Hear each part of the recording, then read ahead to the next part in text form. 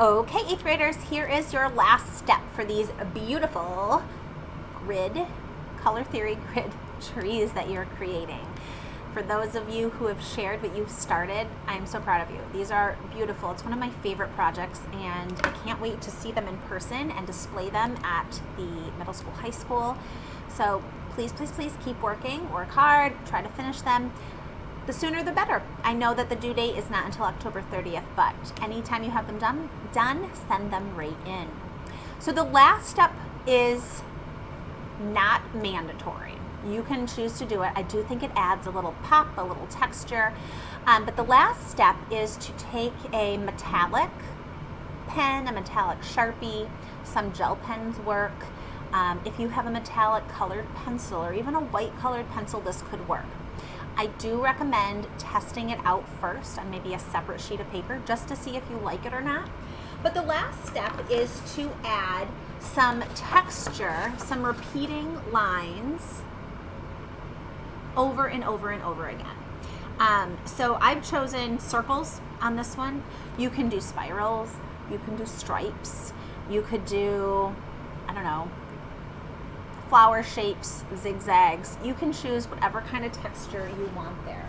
On one of the, excuse me, on one of the pictures that's attached to our Google Slides, you will see some finished trees here. And they have also used some contrasting colors to add dots of paint around the outside. So if you have tempera or acrylic or paint pens, you can also add, you can also add some of those details as well. I don't know how well you can see that. I don't have the paint here in front of me, but I do want to just touch base with you about adding any lines in your tree. So I'm going to choose a color. I personally like the silver. I think it shows up the best. But in my first tree that I did, I just did circles over and over. Let's say I'm going to do zigzags. You want to keep the lines very even and thin. And then when you add more, as you're adding more, I'm not pressing hard with this marker. I don't want super thick lines. I want nice thin lines, which I can do with this Sharpie because it's brand new and it has a really nice point to it. But I'm keeping those lines really close together and uniform. Hopefully they're very similar.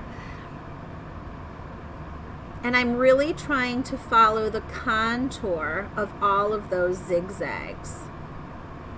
So I'm going to now go all the way up the trunk of my tree, and it's just going to add that pop when I'm all done. So I don't know if you can see, let's hold this up real quick. I don't know how well you can see this, but from a distance, you don't notice it right away. It's one of those things that you just find really interesting when you get closer and closer to the tree.